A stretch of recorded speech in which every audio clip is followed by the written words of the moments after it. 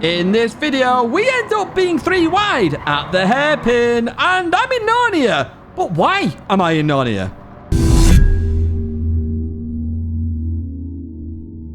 Hello everyone, and welcome back to a Gran Turismo video where we're going to look at daily racing in a little bit more detail because it's very divided this week in terms of whether it's good or whether it's bad.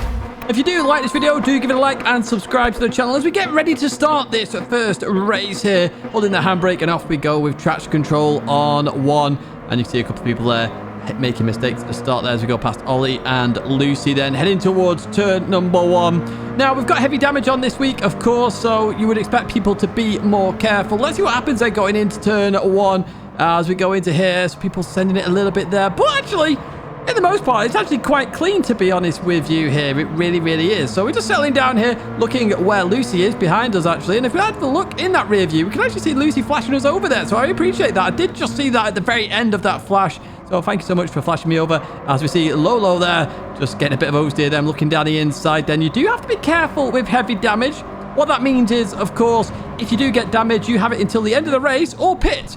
You don't want to do that as we see some clashing up ahead. Baron there, R4M Baron avoiding contact there. Good effort for that avoidance, but you lost out massively because of it. And we're going to have a race with the Turkish driver, Nakata, here then as we go into this left-hander. Long left-hander as we continue on through. We're still side by side here then. Let's actually jump to their perspective. Let's have a look here then as we head towards the hairpin then. And we're going to be on the outside of them as we go into the braking zone. Look at me trying to send it around the outside. They stay on the inside here. Got to leave plenty of space on the inside, of course. As we continue on out there. We're still side by side on exit. I have the better run, of course, in that TCR machine. What a lovely livery that is. I forgot I even had that livery on this account. So I jumped straight on it and straight in this car as we go into the right then. And so Lolo there, just going a bit wide there. Slight bit of contact with the Italian as we jump back on board with myself. So let's talk about some of the good points of this race, and you're actually seeing it right now.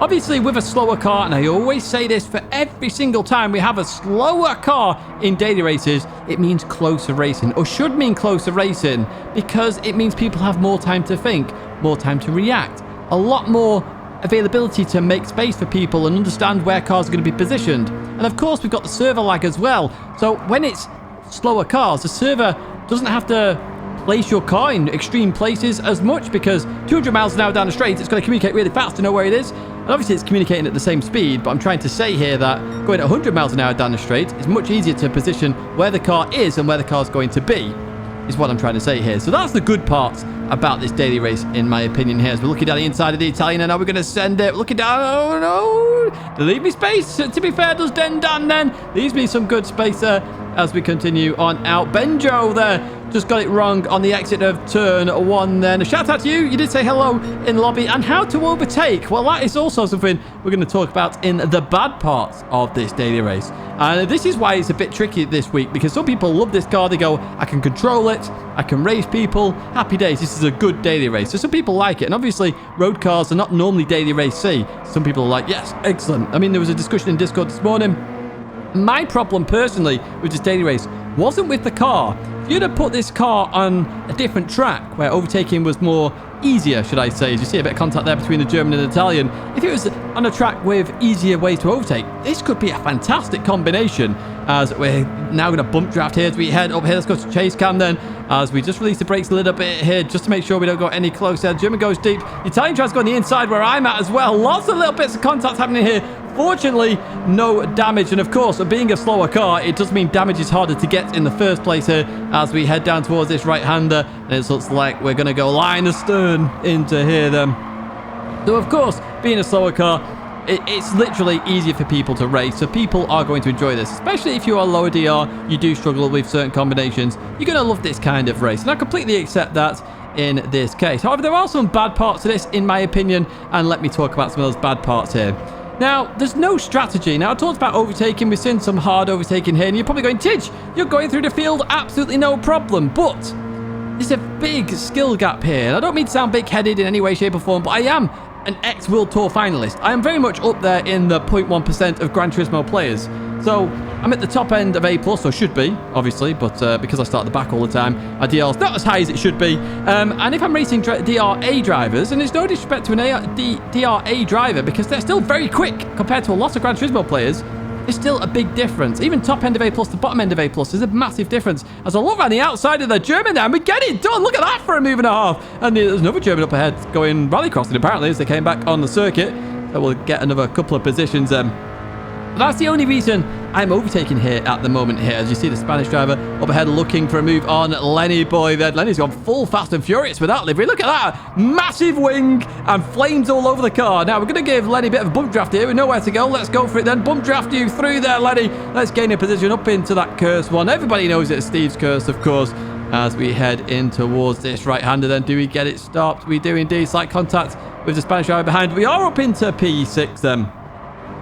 But yeah, as I was saying, in terms of this track, it is hard to overtake on this track. And Benjoy in this video mentioned it, and a lot of people are going to find that it is hard. There's only one real place to overtake, and that's into turn one. The rest becomes very difficult here. As you see Lenny defend on the inside here, and that's the way to defend on this circuit. Defend on the inside.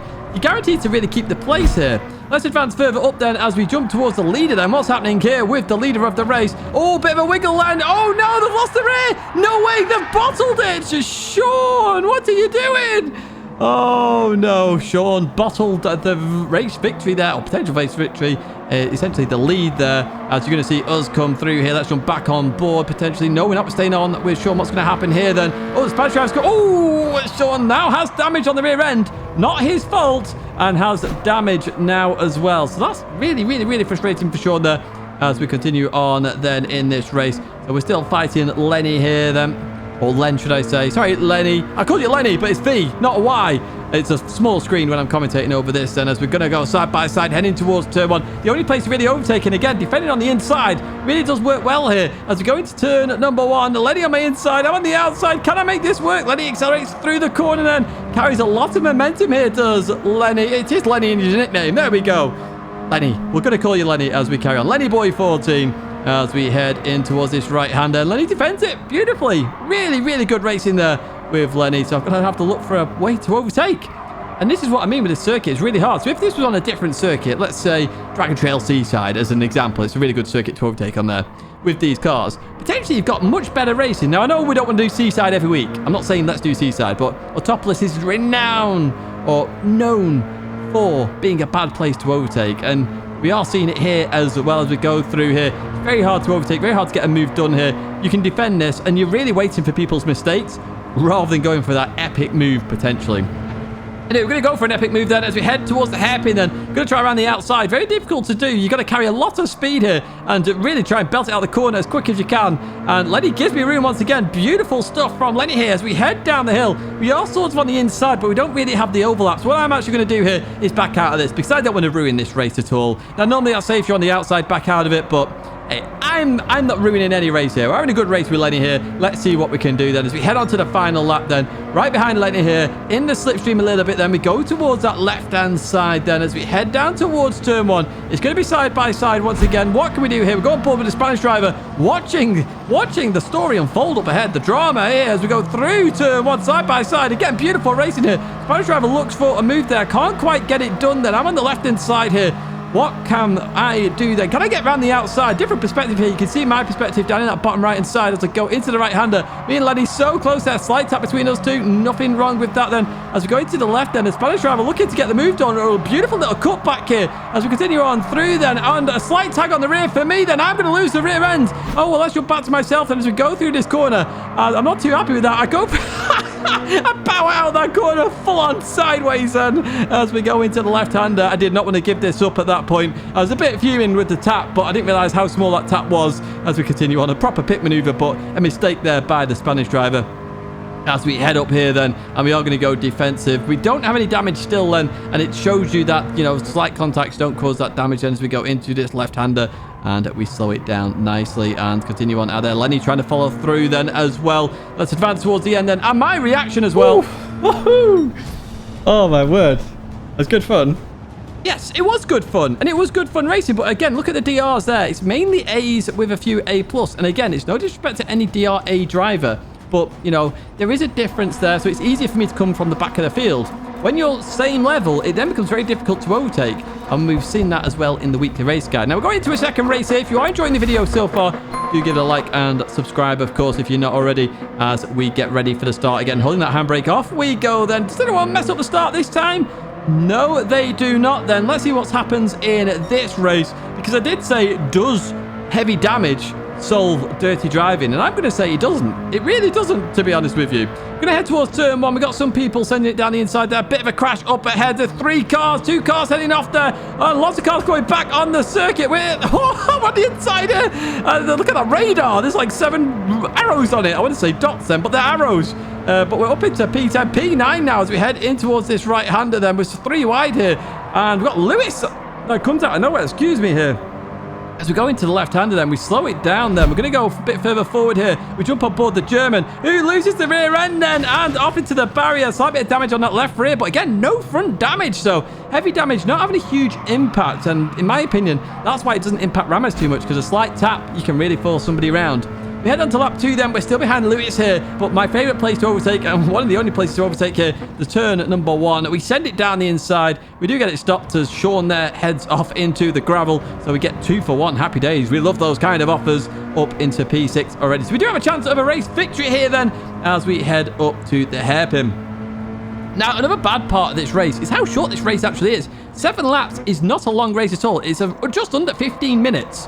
Now, it's a 30-minute slot. In my opinion, there should be at least 3 more laps here. Make it a 10-lap race and then maybe add some strategy, because that's also what's missing in this race. It's strategy. A KTV there taking a penalty. I wasn't going to try and send it around the outside again. Talked about this many times. Send it around the outside there. Just doesn't work. Oh, they clipped the grass then. Oh, we're trying to rescue it. Oh, do we rescue it? We do indeed. Do we have damage? No damage there, fortunately, then, as we go into this left. And we're looking to slow the car down here as we go into the right. Oh, my word, there was a car sideways behind me then as we continue on through the corner. So there's no strategy, very short race, and that's what disappoints me. I like a bit of strategy in there. Now, if this had a mandatory pit stop, it might make it... Oh, hello, where's Lewis going there? Nearly up my exhaust pipe there, Lewis. But even so, we're going to have a race with Lenny once again. But yeah, if there's a bit of strategy there, mandatory pit stop, maybe something unique that we could do there. Maybe start on a low fuel to see if we can make it to the end as we're looking around the outside of Lenny here. Through this right-hander we go. Can we make it work? Not quite. We just go off the circuit a little bit there as we continue on. I tried.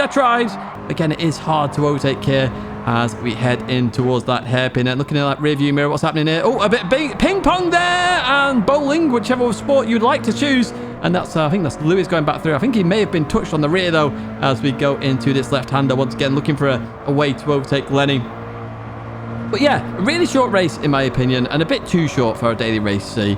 This would be a cracking daily race B, by the way, in terms of length. It really would. It's bang on the money as we head up here then. It looks like we got the move done this time. We're absolutely sending it into the hairpin to try and make sure we get the move done. Look at that full oversteer moment. We absolutely sent it. Job done. Happy days. Let's jump to more reactions. All right, we're going to catch up to these 3 now. Got what? 4 laps. This is the second lap. Oh, no. Oh, no. I missed my braking point. Oh, no. No.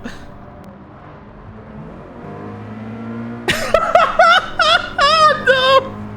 Oh, I was too busy. Oh, my mind was on another planet then. Yeah, whoopsie daisy. I was thinking about the race lead and then forgot about braking into turn 1. So I did go to Narnia. I was focused on the orange one, but the orange marker, the wrong one, should I say. We do catch up to the finish driver here. Change stay then as we look to get around them. Not quite going to work there as we head down here. We do have the fastest lap once again. You're looking at a low 204 in the race, to be honest with you. The ultimate alien pace, in my opinion, as we head down here. Just slowing the car down a bit earlier than the finish driver. If we can get a run on them potentially then as we look. Oh, no, not quite. We can't really go anywhere. Again, or topless. Very hard to overtake here as we jump up ahead then with KTV. Now, these have been in the wars. And something else here as we go into the right-hander. Just smashes the French driver completely off the circuit. What is going on in this race? They come back on in a very dangerous manner as well. Say heavy damage is on. Yeah, quite incredible really here. Now we have a 0.5 penalty as well for track limits as we head towards turn number 1. We're sending it down the inside then. Is it going to work? Not quite. Hello. Oh, that's Sean gone. Oh, everybody's off. Everybody's off once again on this final lap then. I'm going to catch up to the Portuguese driver of Tiago then as we look up here then. We are looking round the inside. And this sort of driving sort of frustrates me a little bit because it's sort of like nudging someone off, running them off. But hey, it is what it is. We continue on anyway as we continue through this corner. And really, I've got a penalty, so all I was trying to do is just get ahead and then we can have a race afterwards. But it is what it is. We're going to head towards the penalty line then, take that penalty. And what we will do is fast forward a little bit here because we are going to catch up to Diego very, very quickly indeed. Let's see if we can have a race towards the line then. And here we go then, the final corner. Can I go around the outside of Diego? That is the question. Look at me trying. It's so hard to do here. So hard to do.